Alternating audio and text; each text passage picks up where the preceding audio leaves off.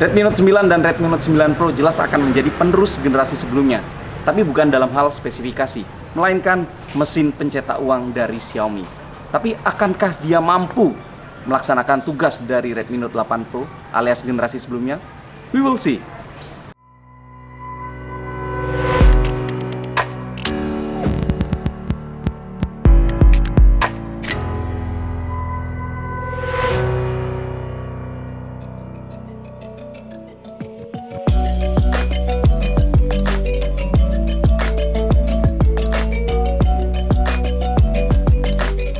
Yang saya lihat dari persaingan Xiaomi dan Realme, sepertinya Xiaomi sedang berusaha menyampaikan pesan, biar produknya saja yang berbicara, plus fans-fansnya, dan saya setuju.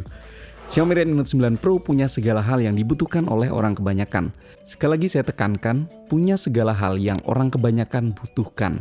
Sedangkan saya lihat beberapa pesaingnya, sebut saja Realme 6 atau Samsung A51 unggul hanya di beberapa faktor saja, seperti layar 90Hz pada Realme 6 dan layar AMOLED pada Samsung A51. No offense buat kedua brand tersebut karena ini benar-benar opini pribadi saya.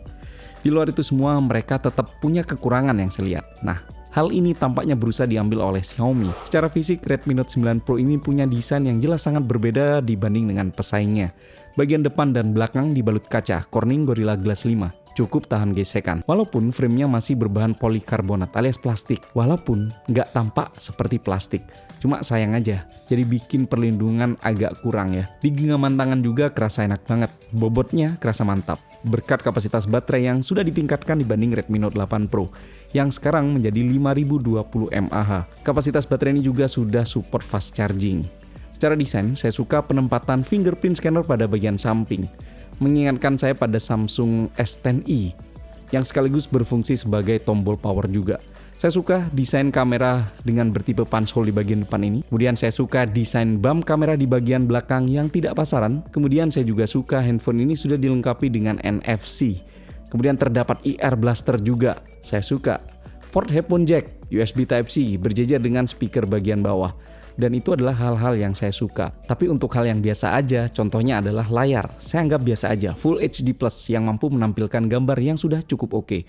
Walaupun agak sedikit PR pada saat kondisi di bawah cahaya matahari yang cukup keras. MIUI juga menurut saya nggak ada komplain, masuk kategori oke. Perubahan pada MIUI 11 paling kerasa hanya tampilan dark mode saja menurut saya. Sisanya tidak sampai merubah user experience saya dalam menggunakan smartphone.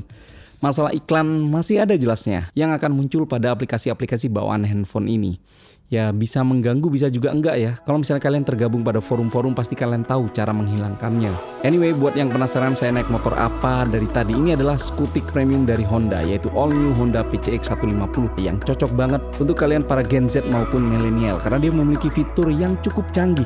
Di antaranya Smart Key System yang terintegrasi dengan alarm dan juga answer back, fitur praktis berupa tombol pembuka tangki dan jok yang terintegrasi dengan kunci kontak, dan yang spesial di bagian kiri ini all new Honda PCX 150 dilengkapi dengan DC socket untuk power charger yang disematkan di konsol box sisi depan ini. Kemudian fitur-fitur premium lainnya seperti LED headlight, full digital panel meter, pengereman ABS, LED tail light, dan rear disc brake. Dengan fitur premium itu semua cocok banget buat kalian yang ingin mobile tapi ingin tetap terlihat keren. Wait, sebelum kalian melanjutkan review Redmi Note 9 Pro ini, saya punya kabar gembira. Saya melakukan giveaway satu buah Xiaomi Redmi Note 9 Pro ini secara gratis. Dan segala aturannya sudah saya posting di akun Instagram saya @ibrokumar. Jadi sekarang juga silakan langsung menuju akun Instagram saya @ibrokumar tadi. Lanjut, secara spesifikasi saya juga nggak ada komplain. HP ini punya RAM yang gede, 8GB, dipadukan dengan internal memori sebesar 128GB. Kalaupun masih kurang, handphone ini dilengkapi dengan slot microSD eksternal, yang sebenarnya ini juga upgrade dari Redmi Note 8 Pro. Mengingat di Note 8 Pro, slot SIM card-nya menganut aliran hybrid, sedangkan di sini ada 2 slot SIM card nano dan sebuah slot microSD. Penggunaan prosesor Snapdragon 720G juga menurut saya hal yang positif, tapi yang saya rasa bukan performa gamingnya yang positif, karena nyatanya pada saat saya gunakan bermain game PUBG Mobile, settingan grafis yang didapat adalah Smooth Ultra. Masih mending Redmi Note 8 Pro yang bisa dapat settingan Smooth Extreme. Tapi hal positif yang saya rasakan adalah betapa stabilnya prosesor ini untuk kebutuhan sehari-hari. Nggak pernah ada ceritanya panas, nggak pernah ada cerita yang aneh-aneh pokoknya. Plus satu lagi hal positif yaitu dalam hal efisiensi prosesor ini dalam mengkonsumsi daya. Efek positifnya tentu saja pada keawetan penggunaan handphone. Screen on time bisa mencapai 7-8 jam, alias bisa hampir sampai 2 hari ya. Yang saya yakin ini didapat tidak hanya karena kapasitas baterainya yang besar, melainkan peran Snapdragon 720G ini. Sektor kamera saya nggak bisa komplain. Mau pihak Xiaomi mengatakan bahwa ini adalah kamera HP terbaik yang pernah mereka bikin, saya tetap melihatnya ya gini, ini kamera handphone harga 3 jutaan. Nggak akan bisa mengalahkan HP yang harganya lebih mahal. Apalagi kalau misalnya mau dibandingin dengan handphone harga belasan juta. Kamera belakangnya ada 4. Kamera utama 64 megapiksel f1,89, kemudian kamera ultrawide 8 megapiksel f2.2, kamera makro 5 megapiksel f2.4 dan lensa depth sensor 2 megapiksel f2.4. Tapi sekali lagi, ya beginilah hasil kamera HP harga 3 jutaan zaman sekarang.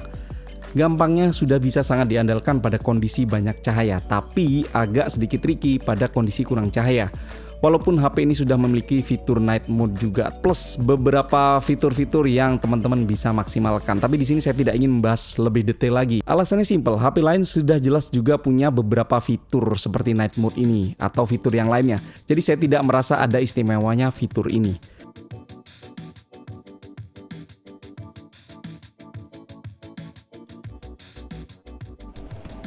Dan ini adalah contoh video Xiaomi Redmi Note 9 Pro 1080p 30 fps.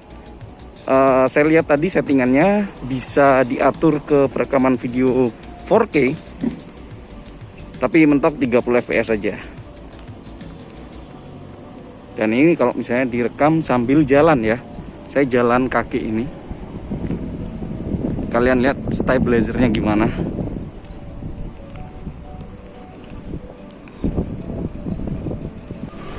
Dan ini adalah perekaman video kamera depan Xiaomi Redmi Note 9 1080p 30 fps. Saya pakai sambil jalan kayak gini. Jadi gimana menurut kalian? Hasil videonya bagus nggak? Cocok nggak buat ngevlog? Coba kalian tulis aja di area komen ya. Dan kita juga bisa ngerekam video kamera belakangnya ini menggunakan lensa yang ultra wide, alias lensa yang lebar. Dan saya lihat sih kayaknya dia pakai biasa lah, EIS, Electronic Image Stabilizer. Jadi kayak gini hasil contoh videonya.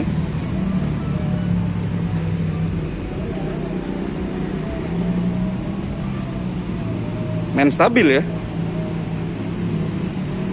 Sebagai kesimpulan, HP ini saya setuju kalau dikatakan sebagai HP paling aman untuk direkomendasikan di harga 3 jutaan. Karena sekali lagi, dia punya segalanya untuk orang kebanyakan. Dan punya segalanya di harga 3 jutaan menurut saya itu sudah kelebihan yang sangat memuaskan. Karena kebanyakan HP merek lain pakai cara unggul di faktor A, tapi bisa jadi lemah di faktor B. Dan yang saya lihat Xiaomi Redmi Note 9 Pro ini nggak sampai punya kekurangan yang signifikan untuk sampai dikorbankan dan kemudian kalian tidak membeli handphone ini. Tapi kalau misalnya ada pertanyaan, Bang, sekarang saya pakai Xiaomi Redmi Note 8 Pro, perlukah saya upgrade ke Redmi Note 9 Pro? Saya akan jawab, nggak usah. Stay di Redmi Note 8 Pro aja, karena itu handphone sudah sangat powerful dan cukup untuk kebutuhan sehari-hari. Yang akhirnya juga membuat saya bertanya-tanya, akankah Xiaomi Redmi Note 9 Pro ini melewati angka penjualan dari Redmi Note 8 Pro? Mengingat kalau misalnya kalian yang punya Redmi Note 8 Pro nggak perlu upgrade. We will see.